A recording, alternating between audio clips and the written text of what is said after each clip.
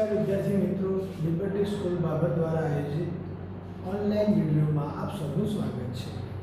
ચલો તો આજે આપણે ધોરણ 11 મનોવિજ્ઞાનમાં પ્રકરણ નંબર 1 મનોવિજ્ઞાન એક વિજ્ઞાનમાં નેક્સ્ટ લેક્ચર તરફ જઈએ। આજે આપણે મનોવિજ્ઞાનના સ્વરૂપને સમજવાનું છે, નેચર ઓફ સાયકોલોજી।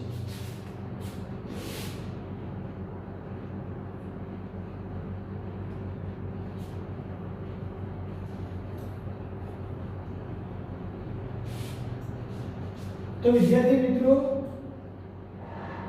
मनोविज्ञानना स्वरूप, मनोविज्ञानना स्वरूपने આપણે સમજીએ કે કોઈ પણ વ્યક્તિને સમજવું હોય તો એના માટે બિહેવિયર એટલે કે સ્વભાવને સમજવો જરૂરી છે। મનોવિજ્ઞાન એ દરેક વ્યક્તિના વર્તનનું વિજ્ઞાન છે, એ આપણે સમજ્યા। મનોવિજ્ઞાન જે છે એક વિજ્ઞાન છે, આ સમજ્યા। મનોવિજ્ઞાન અનુભવોનું વિજ્ઞાન છે, એને પણ આપણે સમજ્યા। અને આ એક માનસિક પ્રક્રિયાઓ છે, એ આપણે સમજ્યા। તો આ તમામે તમામ જે વ્યાખ્યાના મુદ્દાઓ હતા, આ તમામે તમામ મુદ્દાઓ એક વ્યક્તિના પર્સનાલિટીને કાં તો એના સ્વભાવને સમજાવે છે। તો વિદ્યાર્થી મિત્રો, કોઈ પણ વ્યક્તિને જો સમજવો હોય તો એના માટે સ્વભાવની જરૂર પડે છે। સમજવું, વ્યક્તિને સમજવા માટે શાની જરૂર છે? સ્વભાવની જરૂર છે। અને સ્વભાવ શું છે? તો બિહેવિયર છે, વર્તન છે। તેમ વિષયને સમજવા માટે તેના સ્વરૂપને સમજવું આવશ્યક છે। તો શું? કોને સમજવા માટે?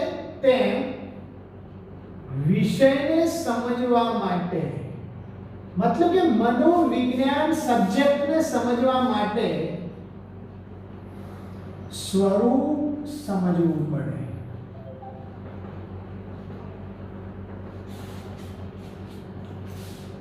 તો સ્વરૂપ એટલે શું? યાદ રાખવાની છે, આપણે વ્યાખ્યાને સમજવાની છે।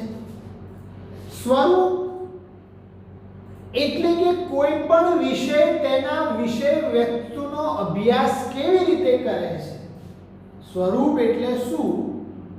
કોઈ પણ વિષય સબ્જેક્ટ તેના વિષય વસ્તુનો અભ્યાસ કેવી રીતે કરે છે, આ માટે કઈ પદ્ધતિનો ઉપયોગ કરે છે, એને સમજવું, એનો મતલબ તમે સ્વરૂપ સમજ્યા કહેવા। તો સ્વરૂપ એટલે શું? કોઈ પણ વિષય તેના વિષય વસ્તુને, કોને? તેના વિષય વસ્તુનો અભ્યાસ કેવી રીતે કરે છે, એક આ, અને આ માટે કેવી પદ્ધતિનો ઉપયોગ કરે છે, અને આ માટે કેવી પદ્ધતિનો ઉપયોગ કરે છે, આને સમજવું એ સ્વરૂપ સમજ્યા કહેવાય। તો વિદ્યાર્થી મિત્રો, મનોવિજ્ઞાનના સ્વરૂપને સમજવા માટે તેની લાક્ષણિકતાઓ સમજવી જરૂરી છે। શું સમજવું જરૂરી છે? મનોવિજ્ઞાનના સ્વરૂપને સમજવા માટે તેની લાક્ષણિકતાઓ સમજવી પડે। તો આ લાક્ષણિકતાઓ કઈ કઈ છે? તો પહેલી લાક્ષણિકતા, મનોવિજ્ઞાન વિજ્ઞાન છે। શું છે? મનોવિજ્ઞાન એ વિજ્ઞાન છે, પહેલી। બીજી, મનોવિજ્ઞાન પ્રાકૃતિક વિજ્ઞાન છે। મનોવિજ્ઞાન કયું? પ્રાકૃતિક વિજ્ઞાન છે. ત્રીજું, મનોવિજ્ઞાન સામાજિક વિજ્ઞાન છે. કયું વિજ્ઞાન છે? સામાજિક. અને મનોવિજ્ઞાન એ વાર્તનિક વિજ્ઞાન છે.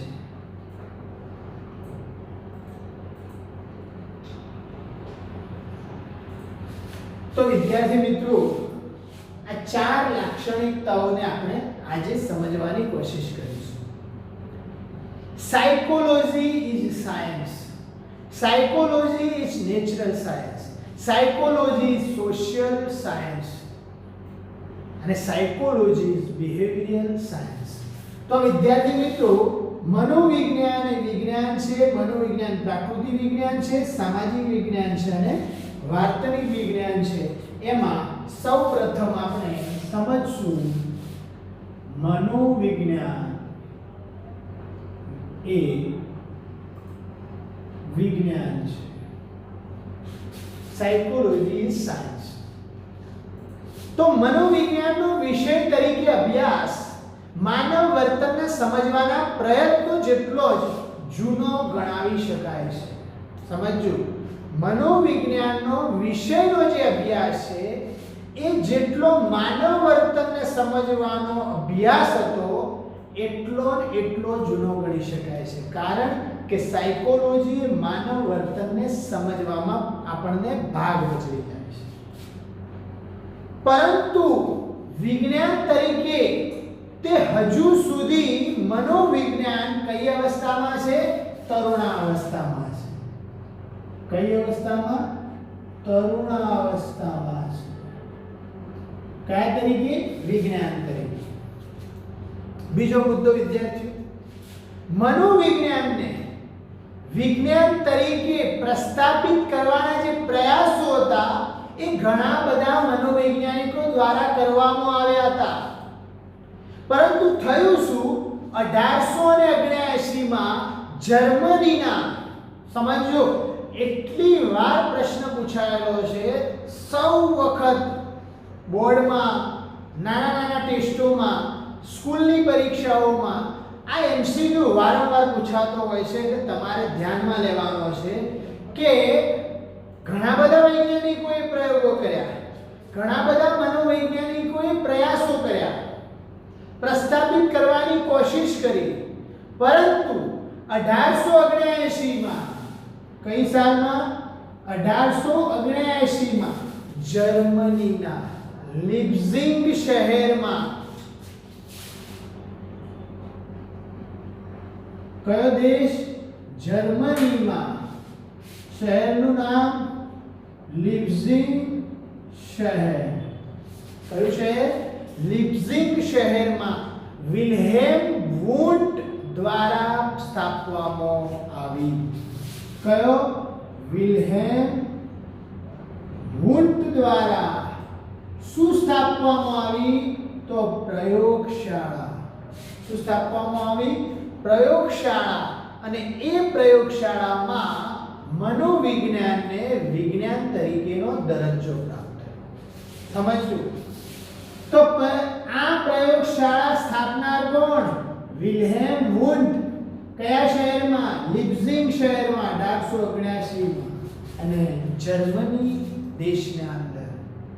તો અગાઉ આપણે જોયું તેમ કોઈ પણ વિષયનો અભ્યાસ જે છે એ તેની વિશિષ્ટ વૈજ્ઞાનિક પદ્ધતિના ઉપયોગના કારણે વિજ્ઞાન તરફ દોરી જાય છે. મતલબ વિજ્ઞાન એટલે શું? વિશિષ્ટ જ્ઞાન.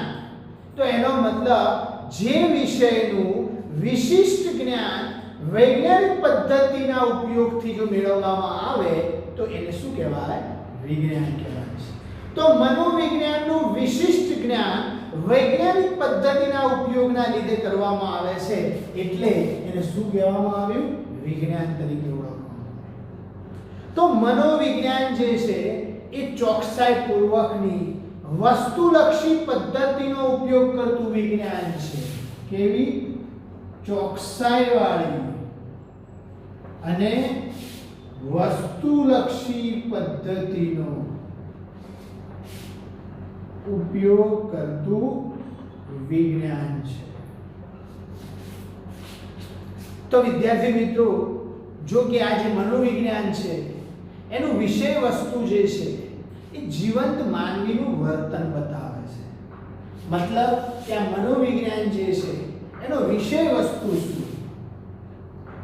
વિષય વસ્તુ શું? તમને સવાલ કરે, અહીં કીધું કે સ્વરૂપ એટલે કોઈ પણ વિષય હોય એના વિષય વસ્તુનો અભ્યાસ કેવી રીતે કરે છે, અને આ માટે આ વિષય વસ્તુના અભ્યાસ માટે કઈ પદ્ધતિનો ઉપયોગ કરે છે એને સ્વરૂપ કહેવાય. તો આ વિષય વસ્તુ મનોવિજ્ઞાનનું વિષય વસ્તુ, મનોવિજ્ઞાન એક સબ્જેક્ટ છે, એક વિષય છે, અને એનો વિષય વસ્તુ કોણ છે? તો માનવીનું વર્તન છે. વિષય વસ્તુ શું છે? માનવીનું વર્તન. એનો મતલબ કે આખો વિષય માનવીના વર્તનને સમજવા માટે. આથી અન્ય શુદ્ધ જે વિજ્ઞાનો છે, જેને આપણે બાયોલોજી કહીએ છીએ, કેમિસ્ટ્રી કહીએ છીએ, ફિઝિક્સ કહીએ છીએ, મતલબ કે ભૌતિક વિજ્ઞાન, રસાયણ વિજ્ઞાન, જીવ વિજ્ઞાન, એ આવા વિજ્ઞાન જેવું નથી. એ વિજ્ઞાન અલગ વિજ્ઞાન છે કે જેમાં આપણે રસાયણો સમજીએ છીએ, એના દ્વારા બાકીના હરેક જગ્યાએ કામ આવતા રસાયણો આપણે જાણી શકીએ છીએ. જીવ વિજ્ઞાન દરેક સજીવને સમજવા માટે છે, પણ મનોવિજ્ઞાન ફક્ત કોના માટે? માનવીના વર્તન માટે છે. તો અત્યારના સમયમાં જ્યારે ભૌતિક વિજ્ઞાન, આ રસાયણ વિજ્ઞાનો, આ જીવ વિજ્ઞાન, એવી રીતે શરીરના લગતું વિજ્ઞાન એટલે કે શરીર રચના શાસ્ત્ર અને મનોવિજ્ઞાન જેવા જે વિષયો છે, આ વચ્ચે જ્ઞાનનો સેતુ રચાયો છે, પુલ રચાયો છે, જોડાણ રચાયું છે. મતલબ ભૌતિક વિજ્ઞાન, રસાયણ વિજ્ઞાન, જીવ વિજ્ઞાન, શરીર વિજ્ઞાન અને મનોવિજ્ઞાન એકબીજા સાથે જોડાયેલા છે, વચ્ચે પુલથી જોડાયેલા છે, એને સેતુ કહેવાય છે. તો સેતુ એટલે શું? પુલ, જોડાણ. તો આ મનોવિજ્ઞાન, આ બધા વિજ્ઞાનોના જ્ઞાનનો ઉપયોગ માનવ વર્તનને વધારે વૈજ્ઞાનિક રીતે સમજવા માટે કરી રહ્યું છે. મતલબ મનોવિજ્ઞાનમાં આ બધા જ વિજ્ઞાન છે, રસાયણ વિજ્ઞાન છે, ભૌતિક વિજ્ઞાન છે, શરીર વિજ્ઞાન છે, એના ઉપયોગથી માનવ વર્તનને સમજવા માટે પ્રયત્ન કરી રહ્યું છે. આ વૈજ્ઞાનિકના વિકાસના જે યુગમાં, આ ટેકનોલોજીના યુગમાં આ જે વિજ્ઞાનો ચાલુ થયા છે, નવા નવા વિજ્ઞાનો તમે જાણી રહ્યા છો, કમ્પ્યુટર સાયન્સ, કમ્પ્યુટર વિજ્ઞાન, ન્યુરોસાયન્સ, મગજનું ચેતાઓનું વિજ્ઞાન, આ જે તમે જુદા જુદા પ્રકારના ડોક્ટરો જોવો છો, નવી નવી ટેકનોલોજી વાળા ડોક્ટરો, આ દરેક વિજ્ઞાનની માહિતી અને પ્રસારણ વિજ્ઞાન સાથે અત્યારે કોણ? મનોવિજ્ઞાન એની સાથે ચાલી રહ્યું છે. તો વિજ્ઞાન તરીકે મનોવિજ્ઞાન એક તરફ ભૌતિક વિજ્ઞાન અને જીવ વિજ્ઞાનનો ઉપયોગ કરી રહ્યું છે, તો બીજી તરફ સામાજિક અને સાંસ્કૃતિક બાબતોના અભ્યાસ માટે પણ એ પદ્ધતિનો શું કરે છે? ઉપયોગ કરે છે. તો વિદ્યાર્થી મિત્રો, આપણે મનોવિજ્ઞાન એક વિજ્ઞાન છે એના બારામાં આપણે સમજ્યા. તો આપણો પહેલી થિયરી પૂરી થઈ. હવે આપણે મનોવિજ્ઞાન પ્રાકૃતિક વિજ્ઞાન છે એને સમજવાની કોશિશ કરીશું.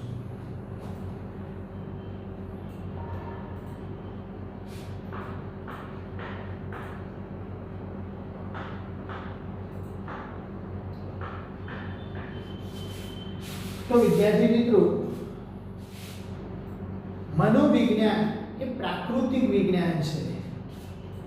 આ જે શબ્દ છે પ્રાકૃતિક, નેચરલ, કુદરતી, કેવું વિજ્ઞાન છે? કુદરતી.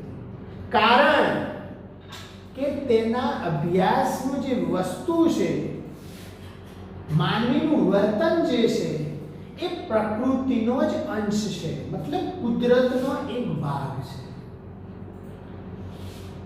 તો પ્રકૃતિનો જ અંશ છે કોણ? વિષય વસ્તુ પ્રકૃતિનો જ અંશ છે, ભાગ છે. મનોવિજ્ઞાન માનવી અને પ્રાણીના વર્તનના અભ્યાસ કરે છે, એટલે જ તો સજીવ તંત્રોના કુદરતી વર્તનનો જ ભાગ છે. તો તમે સમજી શકો છો કે આપણે કીધું મનોવિજ્ઞાન પ્રાકૃતિક અંશ છે, એનો મતલબ કે માનવીના પ્રાણીના વર્તનનો અભ્યાસ એ કુદરતી બાબત છે. આ અભ્યાસ કુદરત સાથે સંકળાયેલો છે. તો વિદ્યાર્થી મિત્રો, અન્ય જે પ્રાકૃતિક વિજ્ઞાનો છે, જેમ કે આ કુદરતમાં થતી જે ઘટનાઓ છે, કુદરતમાં થતી જુદી જુદી બાબતો છે, પરિબળોમાં ફેરફારો થતા જાય છે. આ તાપમાન, આ હવા, આ પાણી, આ જમીન, આ આસમાન, આમાં જે ફેરફારો થાય છે, આ બાબતોનો અભ્યાસ આપણે કરીએ છીએ પ્રાકૃતિક વિજ્ઞાન. એવી જ રીતે મનોવિજ્ઞાન વર્તનનો અભ્યાસ કરે છે, પરંતુ એ પણ કઈ જગ્યાએ? પ્રાકૃતિક ઘટનાઓની જેમ જ વર્તનને પણ શરૂઆત અને અંત છે. એનો મતલબ જેમ દરેક પ્રાકૃતિક કુદરતમાં જે થતી ઘટનાઓ છે એની જ પણ શરૂઆત થાય છે અને એનો એક દિવસ અંત થાય છે, એ મનોવિજ્ઞાન પણ માં થતી જે આ પ્રાકૃતિક ઘટનાઓ છે, વર્તનની ઘટનાઓ છે, એ પણ વર્તનનો પણ શરૂઆત થાય છે અને વર્તનનો પણ અંત થાય છે. તો વિદ્યાર્થી મિત્રો, આ જે મનોવિજ્ઞાન વર્તનના અભ્યાસ કરવા માટેનું જે આ પ્રાકૃતિક વિજ્ઞાન છે, એ જુદી જુદી કુદરતી પ્રાકૃતિક વિજ્ઞાનના અભ્યાસ માટેની પદ્ધતિઓનો ઉપયોગ કરે છે. મતલબ મનોવિજ્ઞાનના વર્તનનો અભ્યાસ કરવો હોય તો પ્રાકૃતિક વિજ્ઞાનનો અભ્યાસનો ઉપયોગ આપણે કરીએ છીએ. તેથી પણ તેને પ્રાકૃતિક વિજ્ઞાન ગણી શકાય અથવા તો પ્રાકૃતિક વિજ્ઞાન કહી શકાય છે. તો મનોવિજ્ઞાન જે છે એ માનવી અને પ્રાણીઓના, આ જે કુદરતમાં રહેલા જે દરેક પ્રાણીઓ છે, માનવી છે, એના પ્રાકૃતિક કે કુદરતી વર્તનનો અભ્યાસ કરે છે. કારણ કે આ વર્તન જે છે એ કુદરતી પણ છે. આપણે સમજ્યા અને ધોરણ 12 માં આપણે સમજશું કે વર્તન જે છે એ સાહજિક પણ હોઈ શકે, વર્તન જે છે એ શિક્ષિત પણ હોઈ શકે. પણ સાહજિક વર્તન એટલે જન્મતાની સાથે જ તમારા અંદર ખૂનમાં આવી ગયું હોય, અને જે ખૂનમાં આવ્યું હોય એનો મતલબ કે આ પ્રકૃતિમાં સમાયેલું છે. તો વિદ્યાર્થી મિત્રો, કુદરતી વર્તનનો જે અભ્યાસ કરે છે પ્રાણીઓના, માનવીઓના, આ જ તો પ્રાકૃતિક વિજ્ઞાન છે. આથી આપણે મનોવિજ્ઞાનને પ્રાકૃતિક વિજ્ઞાન તરીકે ઓળખીએ છીએ. વિદ્યાર્થી મિત્રો, એ સમજવાનું છે કે મનોવિજ્ઞાન જેમ વિજ્ઞાન છે, સાયન્સ છે, એમ નેચરલ સાયન્સ પણ છે. કારણ કે આપણો સ્વભાવ, આપણો બિહેવિયર એ કુદરતી ઘટનાઓ સાથે સંકળાયેલો છે. ચોમાસામાં કેવી પરિસ્થિતિમાં, કેવા ઋતુમાં આપણું શરીર અનુભવી રહ્યું છે, એ પ્રકારે આપણે વર્તન કરીએ છીએ. ગરમીમાં આપણું વર્તન બદલાઈ જાય છે, ઠંડીમાં આપણું વર્તન બદલાય, મતલબ પર્યાવરણ સાથે સાનુકૂળ સાધી અને આપણો વર્તનમાં ફેરફાર થાય છે. તો આજે આપણે મનોવિજ્ઞાનના સ્વરૂપમાં બે વિજ્ઞાન એટલે કે બે લક્ષણો સમજ્યા.